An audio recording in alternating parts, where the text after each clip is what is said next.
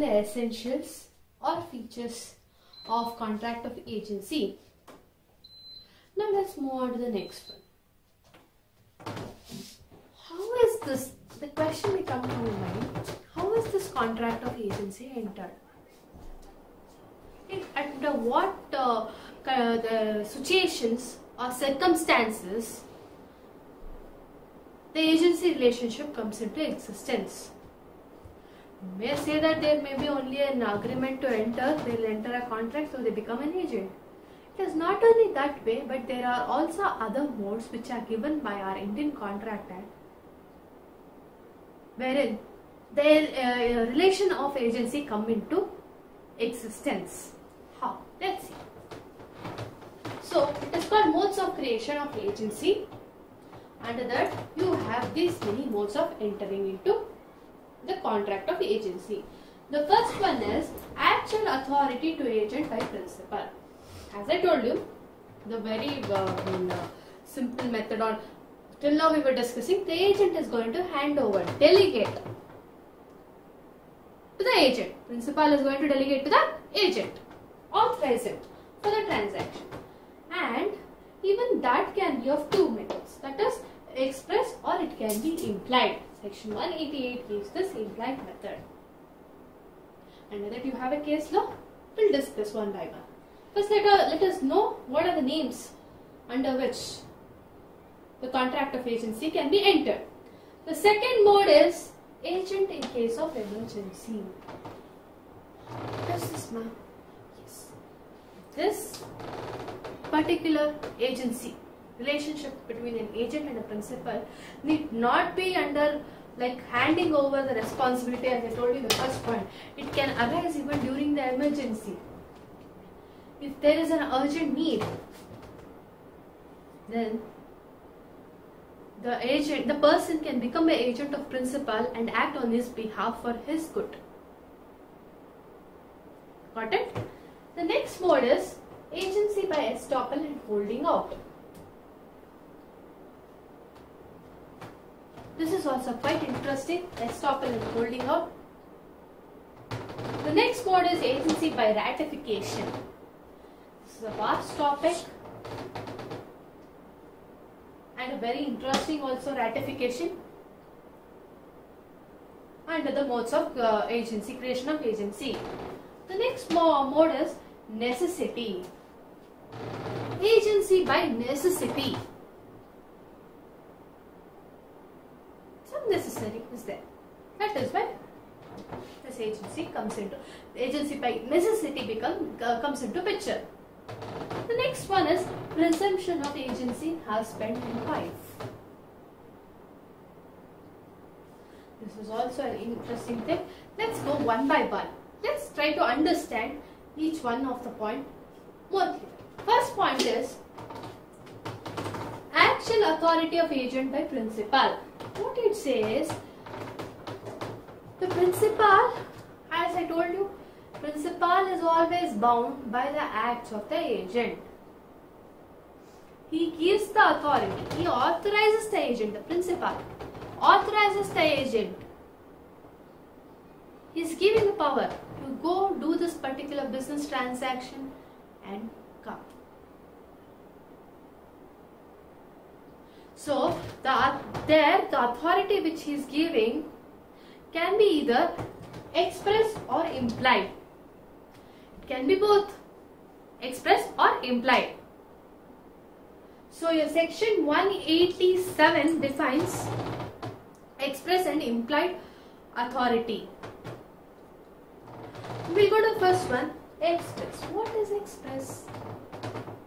I have been telling you, express means it is basically given in writing. It is very much there.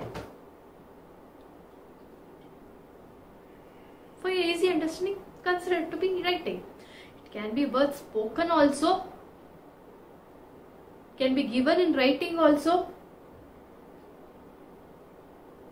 Right?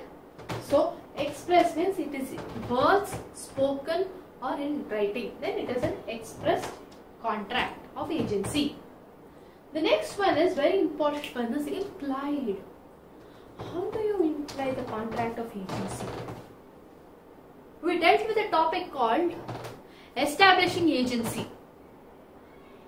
There we saw many contracts, many case laws wherein it was inferred by the court by the facts and circumstances that this is a contract of agency in an implied way. Though there was not an agreement, there was no agreement expressly stating that yes, I am your agent, you are my principal and we are entering into a contract of agency, still by their very acts it was understood that yes, this is a contract of agency. So under implied method, it is only to the facts and circumstances wherein you can infer that there is a contract of agency which has taken place in an implied mode. And any things also which might be written or spoken, if there is any exchange of letters or anything, any documents, from that also you can infer that it is an implied mode, not expressly written there in the if it is in a written format that yes, we are entering into this agency relationship, but still there may be some points which you can infer that yes, there is a contract of agency. So it's basically always how do you ascertain in case of implied mode is it is through their acts and the facts and circumstances of that particular case. Clear? So I'll give an example for this implied contract of agency mode. Now there is a person called A. He owns a shop. He is having a shop, but he does not go there frequently. Occasionally he will be visiting the shop. There is a person called B who is appointed by A, and he takes care of the shop, and also he orders some goods or any products from a person called C. But this person B is not ordering in his name. He is giving the order in the name of A. And finally when he receives the goods, the business transaction also takes place in the name of A. And he is also paying from A's funds. He is not personally spending any amount.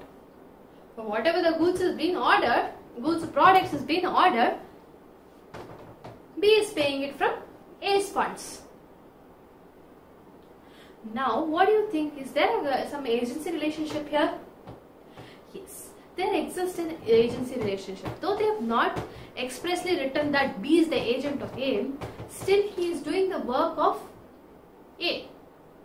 From this, yes, you can infer that whatever the transaction is happening with the C, you can say that yes, he is the agent of A. B is the agent of A and is acting on behalf of A. So whatever B has got an implied authority from A. That's it. You get to know from this example. How is he getting implied authority?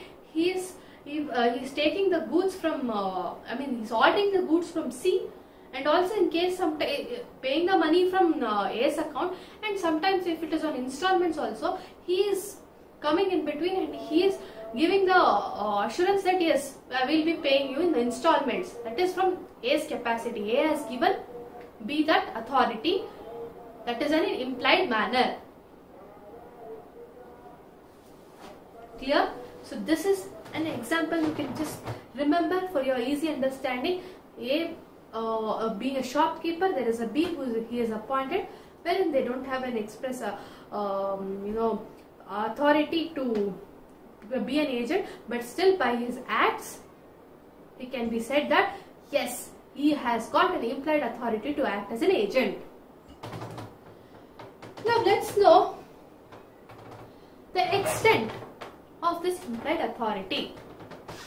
Section 188 of Indian Contract Act gives the extent of implied authority. It says that an agent having an authority to do an act, to do any act, if the principal is giving that authority to the agent to do something, to do an act, particular act. He's saying, I want you to do this, you please do it. So when he's given an authority, he is lawfully, he is doing that which is necessary to do an act, then it is an agency relationship. Even though there is no expressly given. So the extent is, he is saying, he is giving an authority to do this act. He has to do so much. So that is all given by the power given by the principal. For this you can take an example that now A is employing B. A is in London and B is in Mumbai. He is appointing B, saying that, see, there is a debt due from some parties. B, look, I have some debt dues from parties in Bombay. You please recover it for me. Now B, in order to recover those debts, he files a legal case, which he thinks it is necessary. And finally he gets all the money, he gives it back to A. So now what do you think B is? Don't you think B is the agent of A, who's acting on behalf of A? A has told him the particular act, what's given in your section 188. That act is recover the debts. And lawfully whatever he is doing, which is necessary to recover, for that act, that is valid. So what is he doing? In order to recover the debt due, he is filing a case. So it becomes a contract of agency, wherein it is an implied contract of agency. The next part of section 188 you can actually divide into two. First one, it says about the act. The second one, it says that an agent having an authority to carry on a business. Here, first one, he just gives him, he tells him to do something, some particular purpose, he assigns him with some purpose. He says that, you please do this for me. In the second one, he says that, you please carry on a business for me. I'll authorize you, you be my agent, and please do this particular business for me. So for this, whatever lawfully it is necessary, if he does in the course of business, such a business is valid under implied contract of agency. For this we can take an example again. Now A is a principal and B is an agent. He asks B to carry on the business of shipbuilder. He says that you please do should be a shipbuilder. He has assigned a work to B to carry on that particular business. Now B, being an agent, in order to build a ship, he buys some timber and also appoints some employees and also other material for the purpose of carrying a business. So now this, whatever he has bought, whatever is purchased or is hiring the employees, all the costs have to be borne by principal. So here the agent is being authorized by the principal in an implied manner, though there is no explicitly said that he is asking him to carry on the business, and for making it lawfully necessary that for carrying on the business, whatever is necessary as per the law, whatever he does in the course of business is valid. That is the extent. He can do anything which is lawfully valid. He can act anything, first point, he can act anything that is lawfully valid. That's all is the extent of implied authority which is given under section 188. Remember these two examples. First example is asking to recover the debt, that is one act, and second, in course of business, is asking to take the contract of being a shipbuilder. Clear? Now the principal is bound by the acts of the agent. Do remember always these things. So from this we will be taking a case law under implied contract. Ishaq versus Madan Lal. quite interesting case.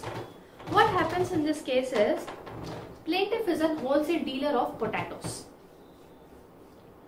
He is at UP, Uttar Pradesh. He sells it and dispatches to Madhya Pradesh, wherein the defendants are there. These defendants are there. He sells a wagon of potatoes. He sells it to Madhya Pradesh. And this defendant, they reject to take the delivery of the potatoes. So wondering why the defendants have done so, this plaintiff appoints a munim, an agent. He appoints a munim and says, go there to MP, Madhya Pradesh. I'll be authorizing you to take the delivery of the potatoes, whatever we have sent to defendants, since they are not ready to take the delivery. You take the delivery and sell them there at the price he chooses. Whatever the munim chooses, you please sell them. So what is the authority given for the munim, that is the agent here, is you go there, take the delivery and there you sell them at any price he chooses. So he is being given such authority. Then what happens? The munim contacted the defendants and also other dealers there. Then finally they negotiate, and finally the defendants agree to take the potatoes. But there what happens? They agree, the munim actually negotiates in such a way that the potatoes are sold to the defendants at a lesser price, at a very smaller price in fact. That is nearly 700 rupees less than the previous price. The defendants had agreed at a higher price initially,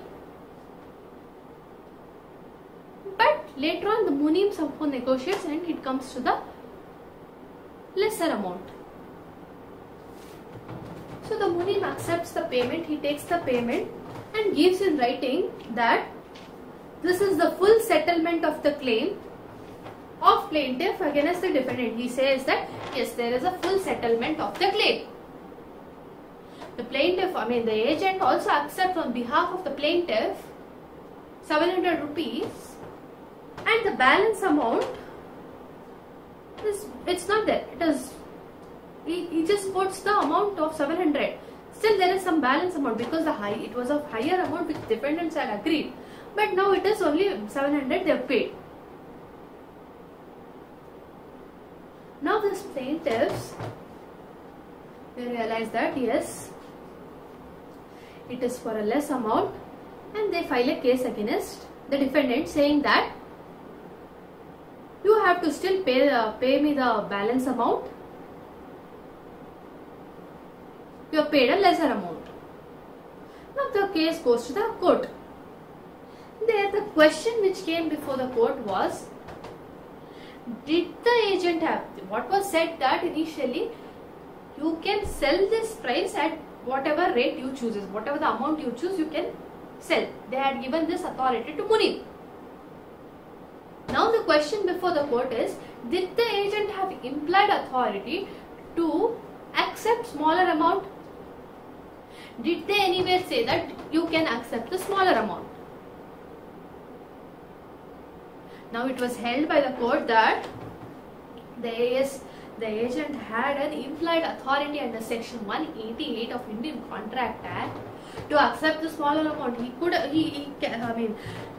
He has the authority to take the smaller amount.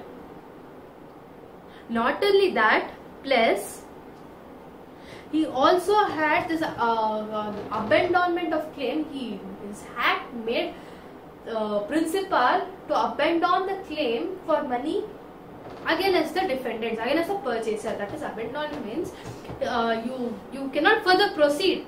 By his act, he has accepted the 700 rupees, and which was a smaller amount, and by his acts, the authority given by the principal, and through his acts, it made in such a way that the principal cannot claim for the money, the balance money. their rights were waived off, or they couldn't exercise the right. It was in such a way that they had given authority to the agent, and the agent had also given in writing that yes, the full claim is settled. Now they cannot proceed further. So the plaintiff's action against the defendants failed. They could not claim the balance amount. Clear? So this is a very easy case also and simple case also to understand the implied authority. The next method is agent in emergency. Agent's authority in emergency, that comes under section 189. What it says, what emergency situation may arise. So, your section 189 gives the authority to an agent in case of emergency to do all the acts for protecting his principal from loss as would be done by the ordinary man, a person of ordinary prudence in his own case under similar circumstances. Simple. It says that you do any acts, the agent, in case of emergency, you do any acts to protect your principal from the losses as the other person, that is a man of ordinary prudence, would do for his own goods. If you see that your goods are lost, or if it is if there is any damage happening to that, in case of emergency, what you do as a man of ordinary prudence under similar circumstances, even the agent has to act. He has to take a due care, reasonable care of the goods. So in discharging that, if he does something, some act, then there is an agency relationship in case of emergency. For this you can give some illustrations. Now, A wants to sell the goods of B. A is the agent, B is the principal. Now he wants to sell some goods, but he finds that the goods are damaged and it needs to be repaired. Now A, at the situation of emergency, there is some need for money. So at the situation, he gets the goods repaired without B's consent for selling those items. So it is valid because there is an agency relationship existed in case of emergency. There is a need for selling the goods and he has done without the consent of the principal. He has himself voluntarily repaired the things. So it comes under emergency situation. The second one, now A gives certain goods to B. B is the agent of A. He is the principal. He gives certain goods to B and says that B, you take these goods from Calcutta and sends him to deliver it to C in Cuttack. From Calcutta to Cuttack. A, principal, gives the authority to B saying that you please deliver these goods to C, who is in Cuttack. They are in Calcutta. Now during the transit, that is during the journey, B, agent of A, realizes that, oh no, I cannot take these goods to Cuttack since these goods may get spoiled. So what he does in the meanwhile, before going to Cuttack itself, he sells it at Calcutta itself, thinking that yes, because of journey, the goods may get damaged. Now don't you think it is an emergency situation? So the agent is acting in the emergency situation, is acting as an agent in the emergency situation by selling those goods even not authorized by the principal. So these all examples come under agent in case of emergency. And now coming to the third mode, it is agency by estoppel and holding out. Before be going into the provisions of Indian Contract Act, knowing which section deals with it. First, let us know what is this agency of estoppel and holding out. We'll just try to know the basic meaning. What it means is, there is one person who puts the another person in such a way, in such a position that it leads to that other person, think that yes, this person, that is the second person, is authorized agent of the first person. To be much clear, principal acts in such a way that the others, that is the third person or other parties, think that, oh yeah, this person is the agent of this principal. Though there may not be the agency relationship between them, though principal has not authorized anything that you become my agent for this particular business transaction, but still, by the acts of this principal, it makes other think as, yes, this person is the agent in this particular business transaction. And when this third person enters into the contract with the agent, thinking that yes, he is an authorized agent, he has got all the powers and authority on behalf of the principal, assuming that if he is going to enter into any transaction, then what do you think the transaction is valid? Is it binding the principal? There is no agreement between these two, but the acts of the principal is making that his agent is liable. Agent is authorized. Agent is authorized. Now, what do you think? Is the principal liable? Is it binding on the principal?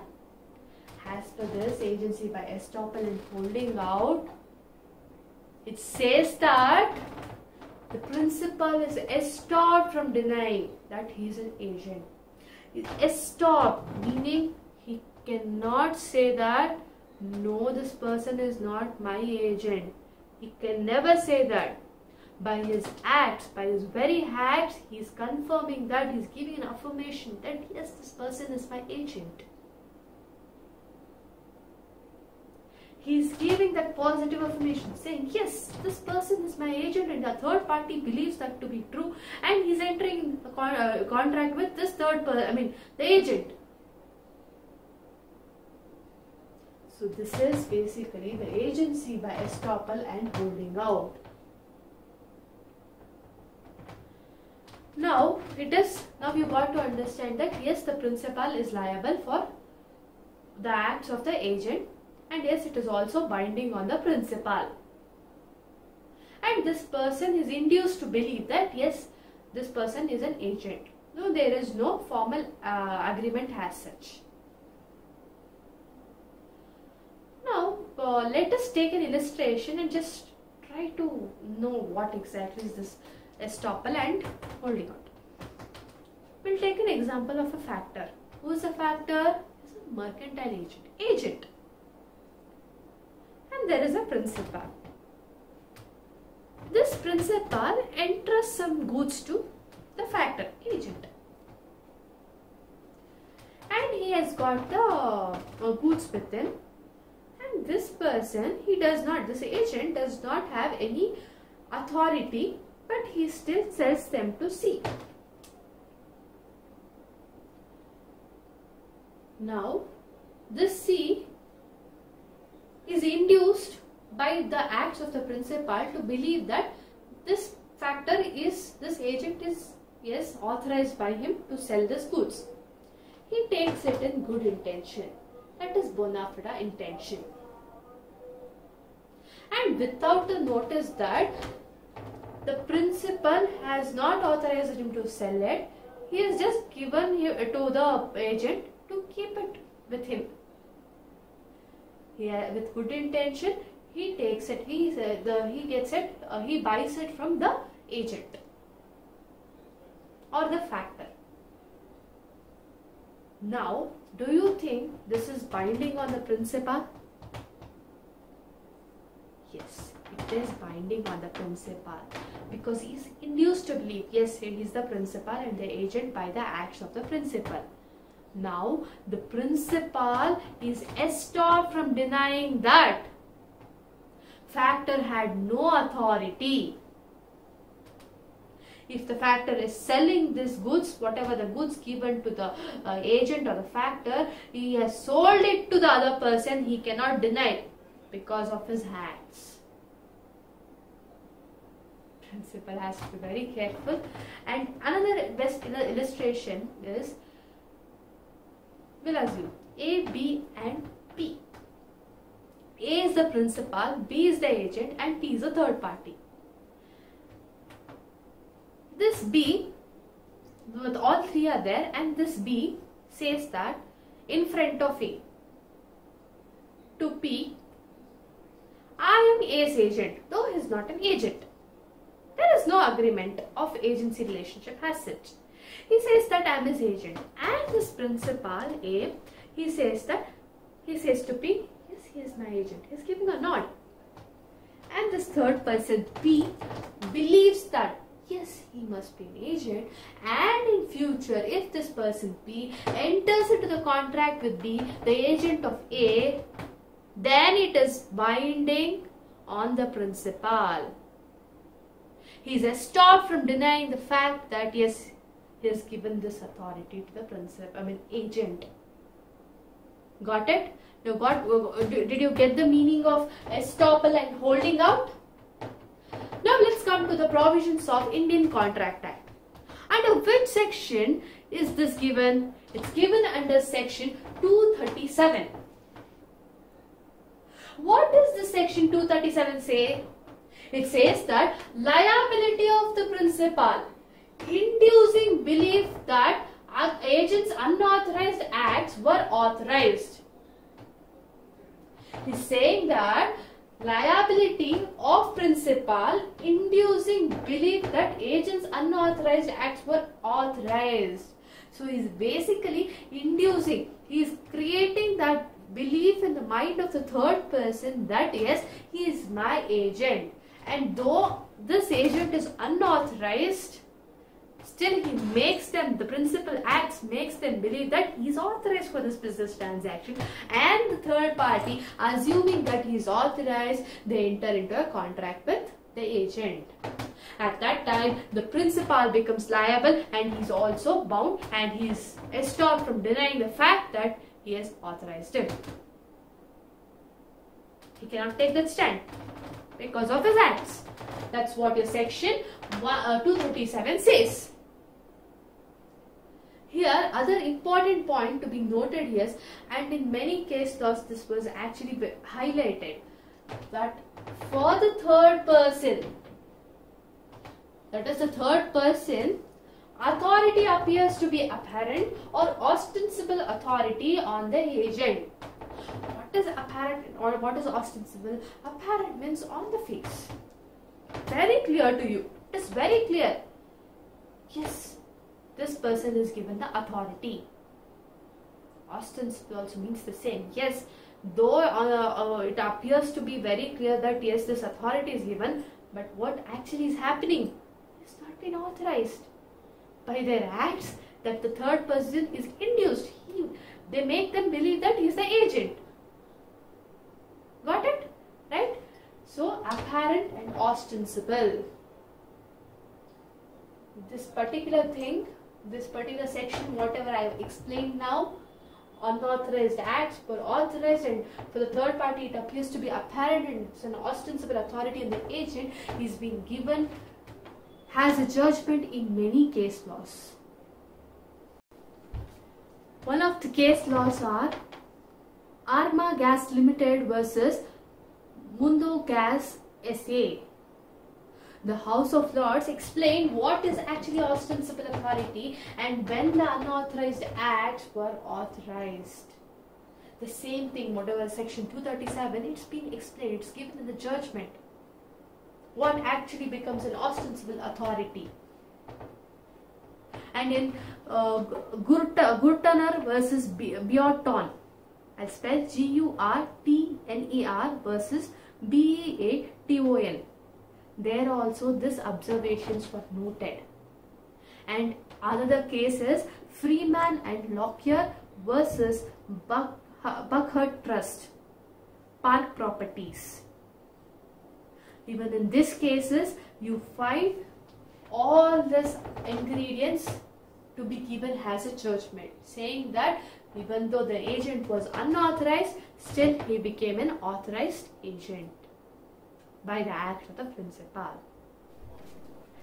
The next mode of creation of agency is principal bound by ratification. Basically, when I gave you the chart, I said it as ratification. So, principal bound by ratification. Okay, principal bound by ratification. But what is ratification? You should know the meaning of ratification, right? So, ratification means accepting or giving a consent. It is formally you are saying, yes, I give the consent for this particular transaction. It is officially valid. It makes valid. The contract is valid when the ratification is done. The two parties are ratifying this contract means they are signing and saying this, yes, we are making it a valid, officially valid contract. So ratification means, do remember, the meaning is accepting or giving consent. Now this particular ratification is done from section 196 to 200 of Indian Contract Act. Now before going into this, what is this now sections under 196 to 200, and there are also essentials for valid ratification, let us try to understand the meaning. How principal is bound by ratification made by the agent? Agent is making ratification, principal is bound. How? It says that as per this, ratification here as per this agency means the principal is confirming the unauthorized acts of the agent. The agent is not authorized to do certain business transaction, and he does. He enters with a third party for some business transaction. This person, principal, he is not authorized agent. Though the agent has not been authorized, he is entering, and after entering, the principal comes to know and he is agreeing, okay, fine, we'll go with this contract. He is ratifying there. He is ratifying that particular contract. So, that is what is ratification we are discussing here. It says that, yes, the principal is bound by ratification once he gives his acceptance or his consent to the unauthorized acts of the agent. Then the principal becomes liable and he is bound for that contract. That's all is your principal bound by ratification or ratification means. To be more technical, it says by the subsequent or adoption of that act by the principal, which is made by the agent, it binds the principal legally as well as it shows that he has given his acceptance. There are also two options for the principal. See, this agent is doing on behalf of the principal, right? Whatever the principal had to do is usually he appoints an agent. Now this agent who is representing the principal is doing the act. It is without his knowledge and authority. If it is done, then this principal has got two options. He can either say that, yes, I will ratify this contract, or he can disclaim it, disown the claim, sorry. He can say, no, I won't accept because I have not authorized my agent, so I won't be liable in such cases. he can say, if it is favorable to him, he can say, okay, fine, even though it is done without my consent and authority, I will ratify it, I'll accept it, I'll give my consent and let this contract be binding. So this is what ratification means. He has got a two options to say that, either to accept it or to disown it, saying that no, I won't be liable for this further. It is not my liability. I have not authorized my agent, so why should I take this contract? He can say, and he won't be liable at that from that very moment. In case if the principal ratifies it, he says that yes, I do accept this contract. Then what is the effect of the contract? It says that as per section 196, it gives the effect as if this contract was entered by the previous authority. He is given authority already. He is given the authority. The principal has given authority and he is entering. So this has that effect, that is from the initially he is given the authorization. So it is valid from the very beginning. It is not that, see, the transaction between the agent and the third party was entered last week and the principal got to know this. He is ratifying it today. It doesn't mean that from today it is valid. If the principal is accepting it, it means whenever this contract was entered, that is last week, from that day, this contract starts or begins. It is said that the principal will be agreeing to start the business last week on some day, not from this week. Clear? So it is having the effect of being performed by the previous authority, that is from the last week itself. That is one of the essential also. Well, we'll be discussing about it. Now, let's, in order to understand this more clearly, let's know what are the essentials of valid ratification. In order to be accepted and in order to be valid, there are certain essentials given by our law. What are those? The first essential is act to be done on behalf of another person. Section 196. Now, act to be done on behalf of another person. Who is this another person? On whose behalf the act has to be done? This another person is none other than the principal. It is done on his behalf, right? So, the act is done by the agent on behalf of the another person. This is the meaning of this particular section. So, the principal, though he is not authorizing an action, but the agent is acting on his behalf. Now, this, if he ratifies it, then fine. This is a valid ratification. So, in case what happens, when the agent is transacting with a third party, in case if he does not disclose that I am acting on behalf of this third person, that the agent is not saying that, see, this is the principal, his name is Ram. We'll assume that principal is Ram, this agent is Shyam, and there is some third party. When he is entering the transaction with the third party, if this agent Shyam doesn't disclose that I am the agent of Ram and he is entering into a contract with him, then he can never make Ram liable because his name is not disclosed. Right?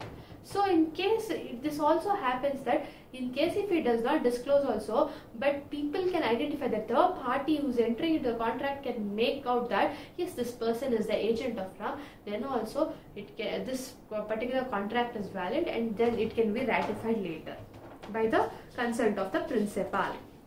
Now we have a case law for this, that is Keglev Mustard versus Mustard and Company versus Durant, that is one of the case law.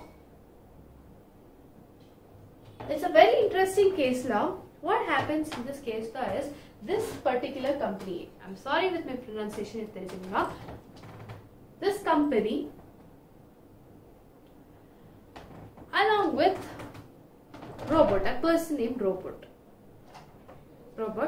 They ask him to buy, this company asks that person, robot, to buy some wheat on a joint account, that is for this company plus for himself at certain rate.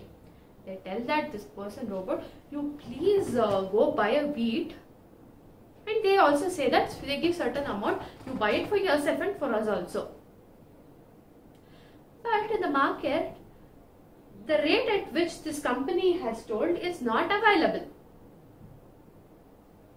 So he purchased the wheat at slightly higher rates. And this person, robot, he buys it from his own account. Everything he does it from his own account.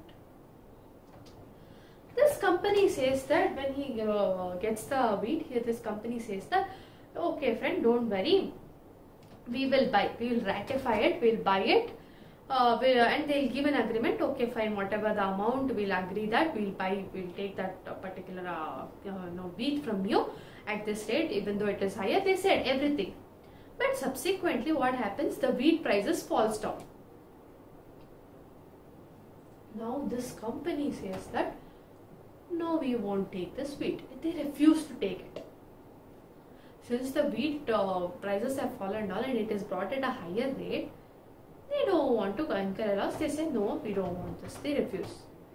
Now, there is an action brought against this company by the seller for the breach of contract against this company, saying that they have not taken the wheat. It was held that they could not be made liable because the acts by the robot have been done on their behalf. It is not, it is not done on their behalf. He never said that while buying with the seller. He never said that, see, I'm buying it for this particular company, I'm acting as an agent. He never told that. He has not expressly told that I'm an agent. He's just bought the wheat for a higher rate. That's all.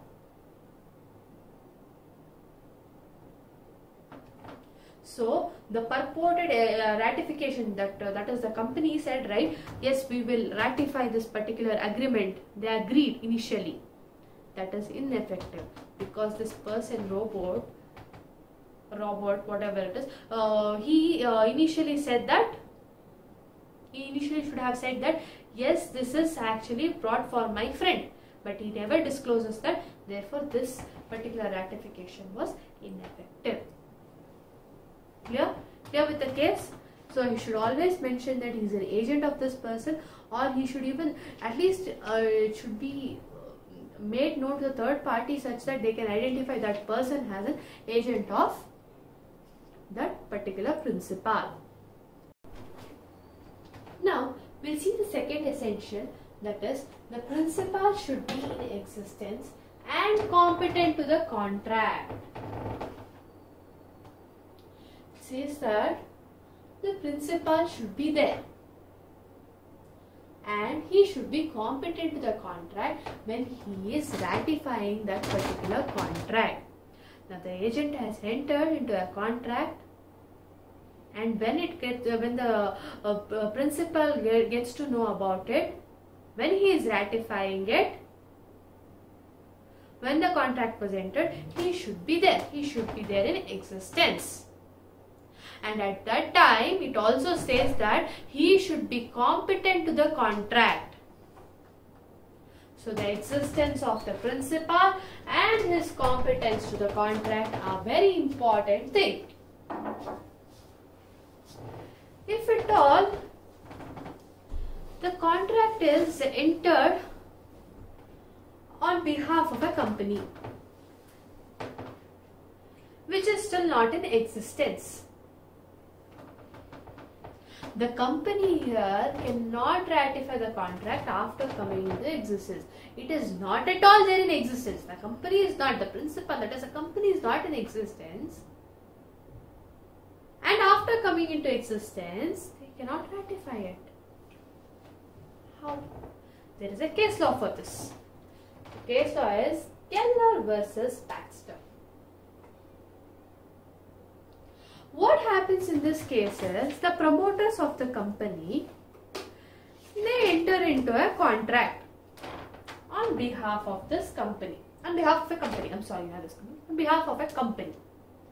And this company is not yet formed. They are the promoters. They are entering into a contract. After the contract, after entering the contract, after the formation of the company, after the formation of the company, the contract is ratified. Which contract? Which was entered by the promoters before the formation of the company. Then after some days, this company goes into liquidation. Now, an action was brought against the promoters saying that they're making them liable. The company is in liquidation, it has to pay the debts of other creditors or whoever the shareholders are there. Even theirs have to be seen, right? So, whatever the contract was entered before the formation of the company, they make promoters, because promoters were the ones who entered. They make promoters liable for these transactions, saying that this was the contract entered by those promoters, so make them liable. Now these promoters, they came forward and pleaded that the contract was ratified by the company and their liability was over. Since the company has ratified it, why do you make us liable for it? We are no way liable for that. We have given a hand over the company and the company is formed and we are not liable. It was held that the company was not in existence when the particular act was done. That is, they've entered into a contract with some other person on behalf of a company, and the company was in existence? No, the company was not yet formed, and the purported ratification is nullity. It is not at all valid. You cannot make it valid because the very essential is existence of the principal. The company has to be in existence and it is not in existence. So the whatever the ratification done after the company coming into force for that contract is nullity, and therefore liability of the promoters is continued. In spite of ratification, they become liable for whatever the contract they have entered. Clear with this point? Remember that there should always be existence of the principal. The principal has to be there and he has to be competent. Competent is very much necessary, because you have seen in the essentials of valid contract also, it says that the parties have to be competent in order to enter a valid contract. Here we have one more thing, is existence. Remember the example of, remember this case law very much. Promoters, before the formation of company, they entered into a contract. Is it valid? It is always not valid. The next essential is ratification can be by express or implied. It can be maybe express or implied. This is given under section 197. What express? Now, when I say express or implied, the same thing comes to your mind, that it is in written or implied by the acts. Okay, express is fine. You got to know what is express. It is words spoken or written. Fine.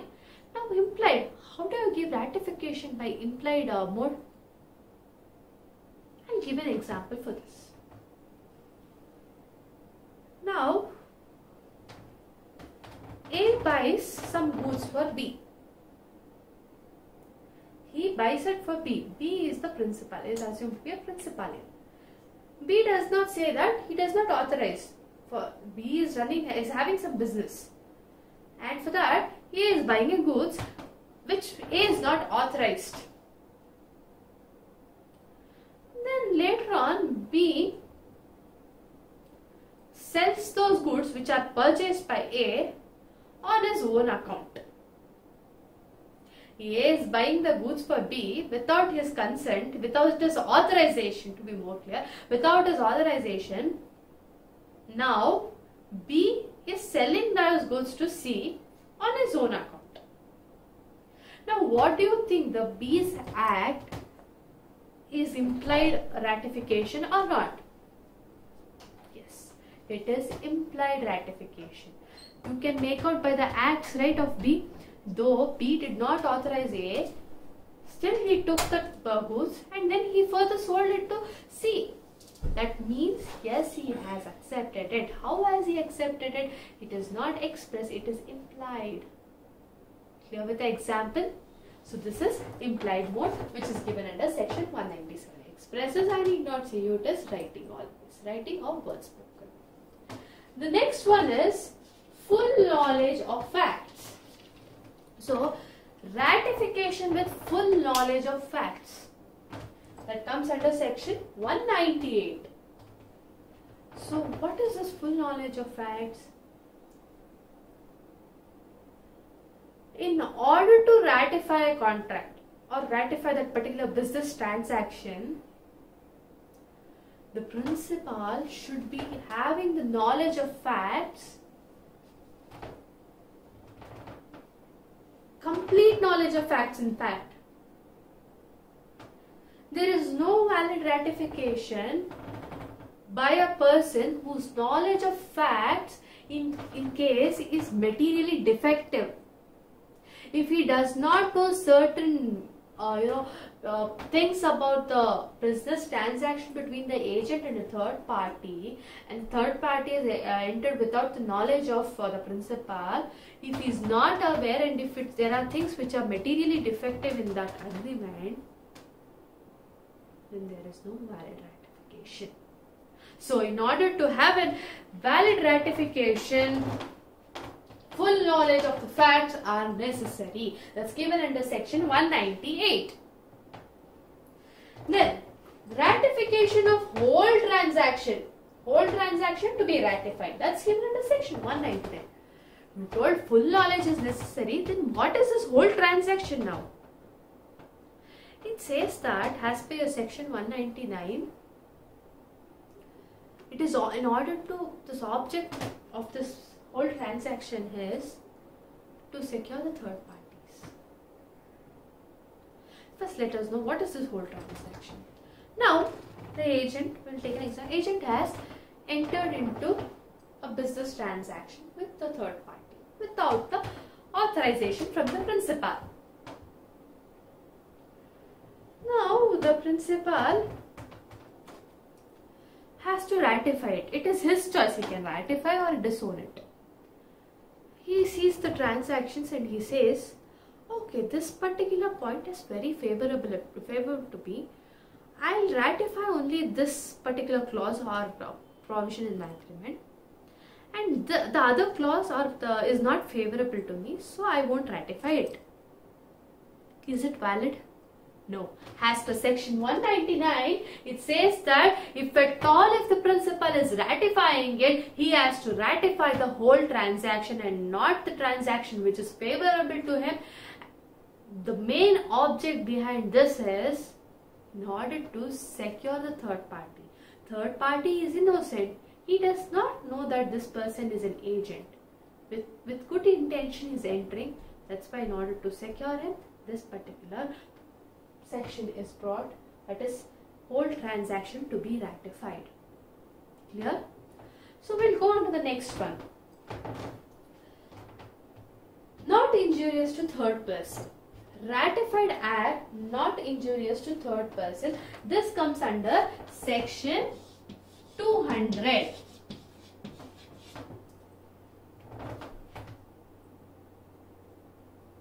Discussed here also, whole transaction should be ratified.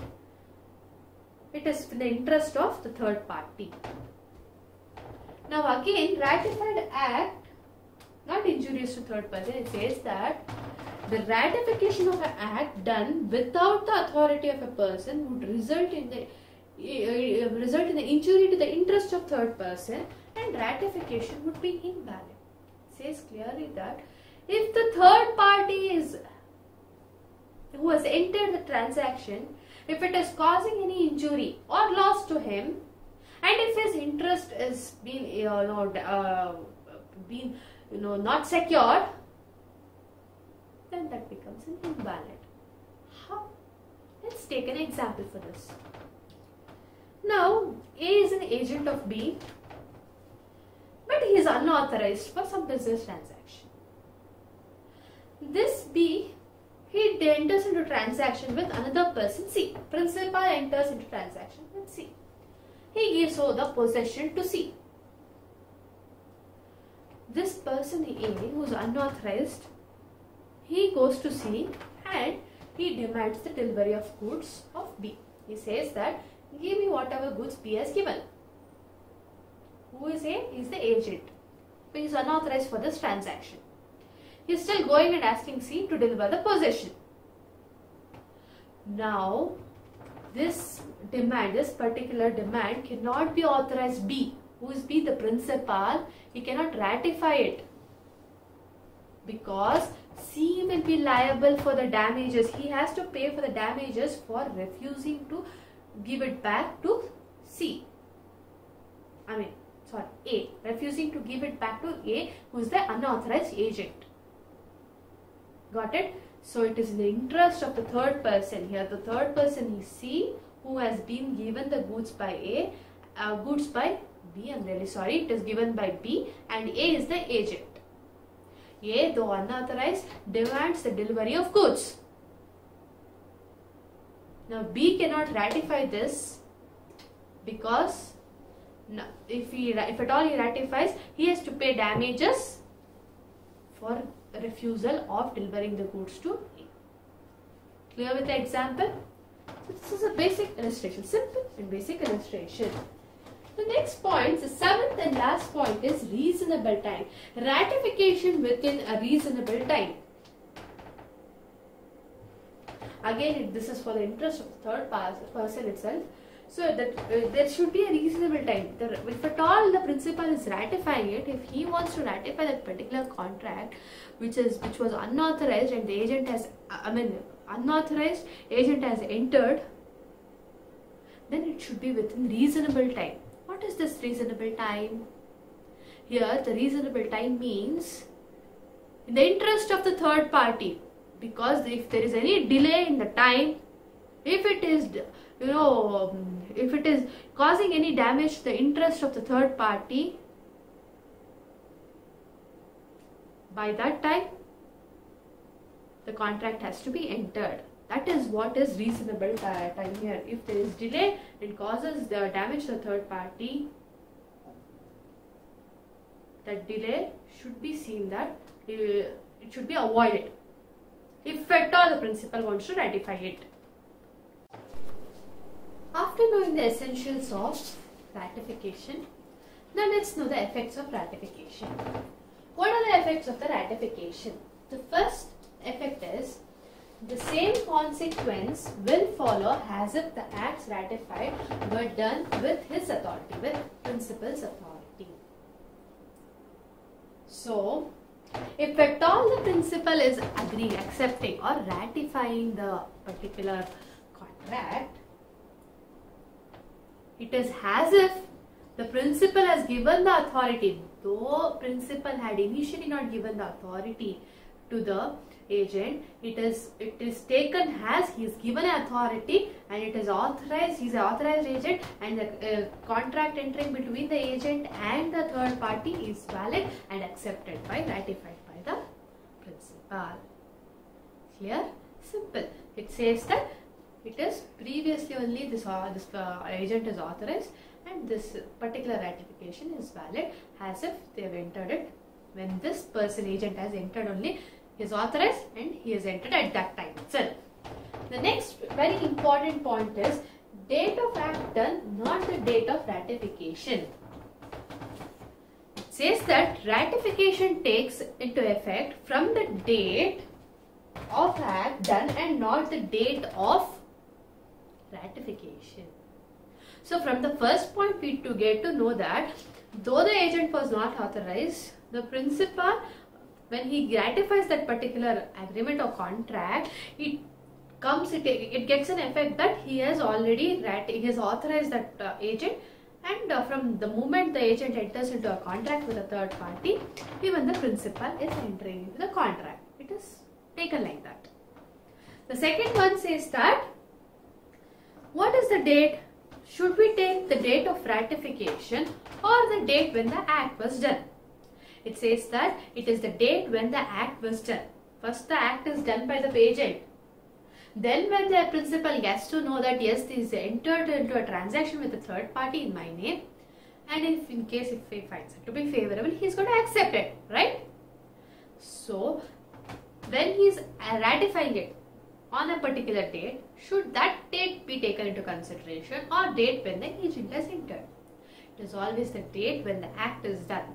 That is actually it is called as relates back. RELETS, relates back.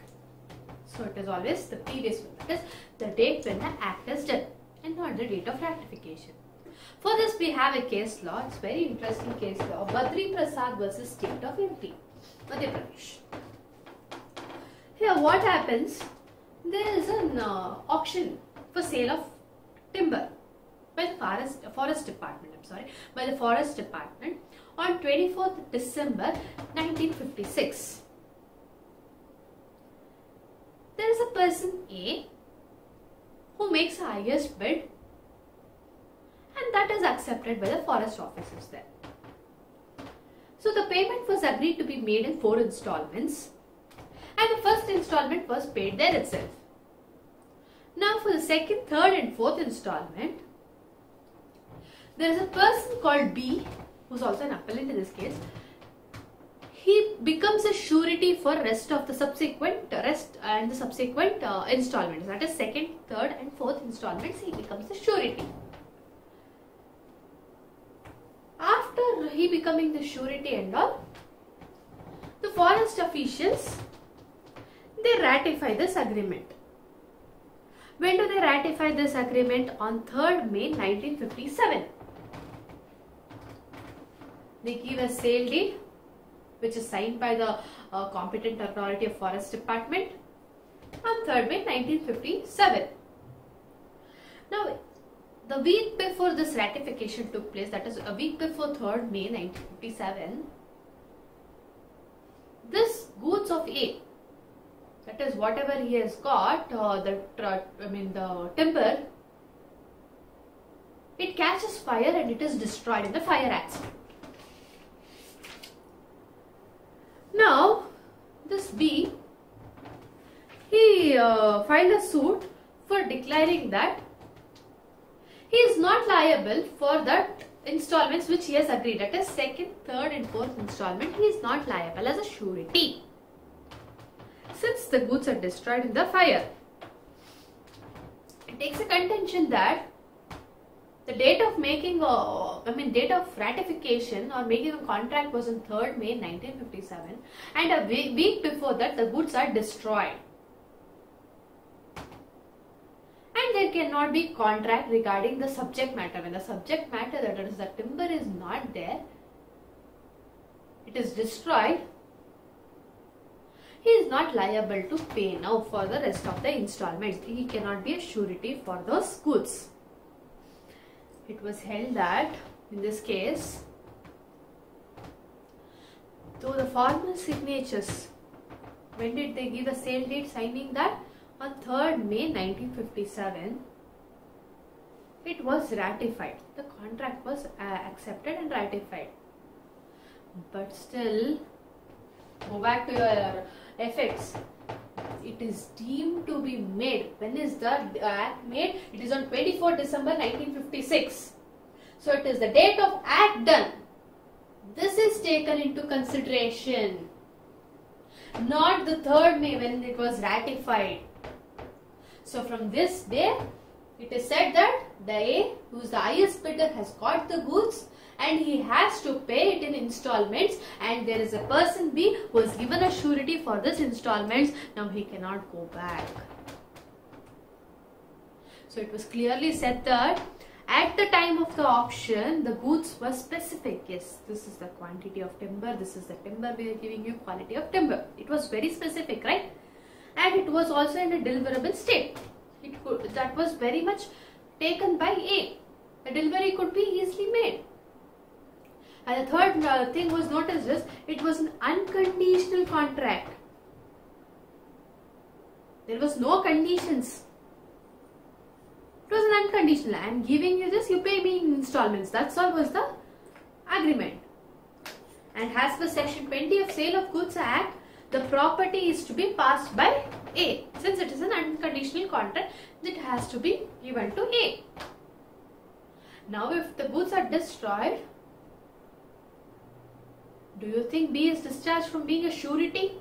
The contract was entered on the date of act done. That is, when was the auction? 24th December 1956. So here in this case, keeping all these points in mind, the court said that B is liable as a surety. Even though if the goods are destroyed, still B is liable.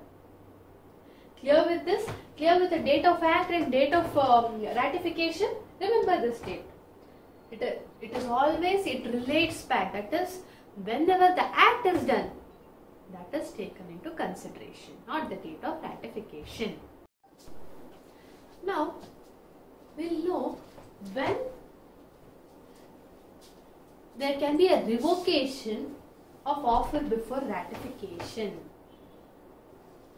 Before the principal ratifying it, accepting it, can it be revoked?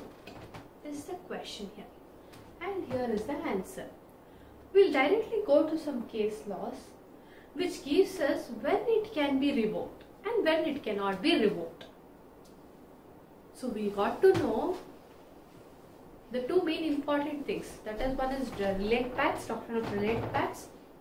That is, the date of act done is more important than the date of ratification. And even the authority was not given to the agent, after ratifying it becomes that he has given an authority to the agent. That is, the principal has given authority and he has done a valid contract. Those two were the essentials which we saw. Now revocation.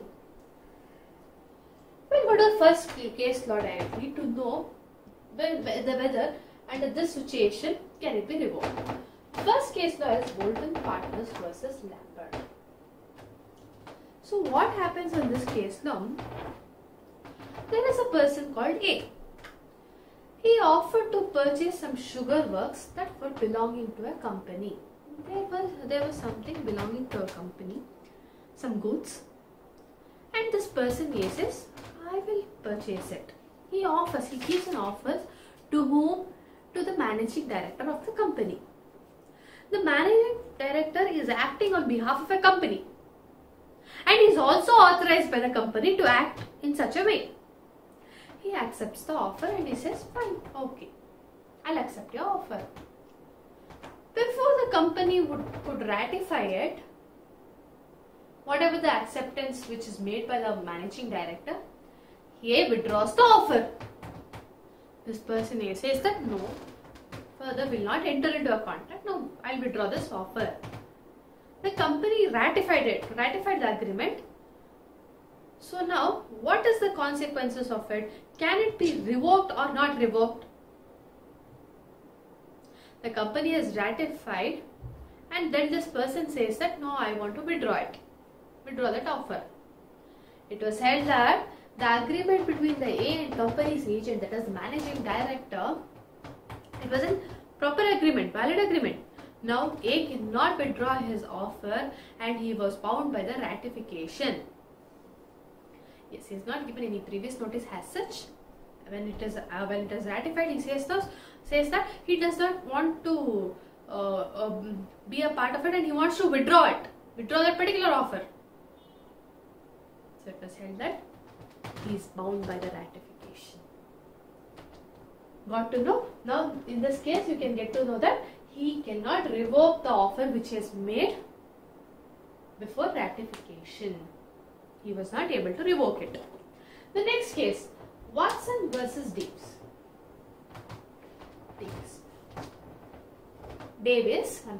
Watson versus Davis. In this case, what happens is, there is a person A who wants to sell the property to the board of management of charity for around 6,500 euros. He wants to sell it. So he approaches them. Then the chairman plus the 12 members who are authorized viewed the property and also interviewed A, who wants to sell it, and they're okay with it. They say that we purport to accept your offer. Yes, we are ready to accept your offer, but subject to a formal meeting of the board. The board has to accept it. Then only we can accept it. Then they said we'll fix a meeting regarding this. If the board accepts it, then we'll accept your offer and we'll enter into a contract. They made certain reports of it, whatever they've viewed the property and whatever they've interviewed that a person selling it. So they make certain report, and before the reports were considered by the board, A informed the board, secretary of the board says that I want to cancel all the negotiations. I don't want any negotiations now to be made. Please cancel all the negotiation. I don't want to sell my property. He withdraws his offer. He gives it to the letter. There in the meeting, they overlooked the revocation letter. They did not consider it at all. And they ratify it. Now, he said, no, I have given a letter. I don't want to sell it to that particular board. Now they bring an action against A for specific performance. This case goes to the court. It was held in the court that the condition was subject to ratification of the board. There was a condition put forth by them. What is it? Subject to the formal meeting. That is, the board has to accept it. The board has to accept it. Till then, there is no contractual relations between the principal and the agent. The principal and they did not have any sort of relation at all. Therefore, A was free to withdraw it any time before ratification. So any time before ratification, he was free to withdraw it, and he was not made liable for this contract. And most important points to be noted from this particular case law is that the position would be different if the agent purports to make the contract. If he is making a contract which says that subject to ratification, if there are some conditions before ratification by the principal or other party may also know the limitations of the agent's authority. If they say that, if they put this condition subject to ratification, before ratification we are going to go through this, and before that, if the person is withdrawing the offer, then it can be revoked. In such a cases where earlier we discussed in essential that the date of act is important. The date of act is important and not the date of ratification. But in such cases where it is subject to certain condition before ratification, the date of contract itself becomes the date of ratification. If at all in this case, Watson versus Davis, if person A had not withdrawn his offer, that would be a perfect ratification, valid ratification, with the contract date being the date on which it is ratified. But here he does not accept it, he withdraws the offer. Remember, he is withdrawing the offer. If I just gave an instance, if at all if he was accepting it. But in this case, he has not accepted it. Clear? Now coming back to the modes of agency, we saw ratification. There we saw what are the essentials of ratification. Then when it becomes effective, and revocation. Is it possible to revoke that particular offer before ratification? After the ratification, now we are coming back to the modes of creation of agency, and that another mode is agency by necessity. What is this agency by necessity? It says that in case if the law itself permits, in certain circumstances, there are certain circumstances which has given rise for a person to act as an agent. And the law also confers him with such authority. Yes, you can be an agent without the consent of the principal. That is the agency of necessity. We'll take an example. There is a master of a ship who is unable to take necessary permissions or immediate instruction from their owners when they needed money for their expenses. They're somewhere in some foreign land and they do not have money. And there is no owner from whom they can take immediate permission or instructions for their expenses. So for that they may dispose some of the cargo, or they may hypothecate the ship or sell it to procure some money. That is agency of necessity. Under such situation, the agency of necessity comes up. Clear with the agency of necessity? Very small thing, but the law itself is allowing them. There is some necessity. So there is some requirement for that. Without the instruction or the authorization from the principal, the agent has to enter into certain transactions. That is agency of necessity. The next one is agency in husband and wife relationship. You can also call it as agency by cohabitation. I'll give you the important points which you have to remember in this.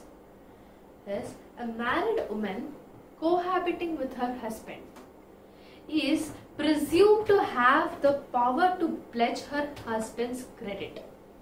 She can say that, yes, he is my husband and he will pay for the expenses.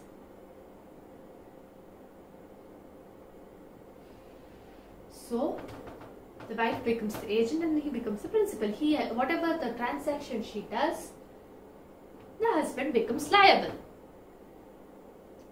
And whatever she is doing, it is required for the domestic use, for her children or husband and for herself, then it is acceptable. It has to be for the domestic use. And it has to be in the domestic establishment itself and not outside that. What is this domestic establishment? Let's take an example for that. Like the husband and wife are working in a hotel and they are the manager and manageress of that particular hotel and they are staying in that hotel. It is not a domestic establishment, right? Then you cannot bring this into force. Then whatever the transaction she enters there, it is not under the agency relationship. So it does not come under this. So it has to be a domestic establishment. It is for the domestic use, for a family, and both have to be cohabiting, that is staying together. These are the important points to be remembered under agency of cohabitation by husband and wife. Here, these were the different modes of creation of agency.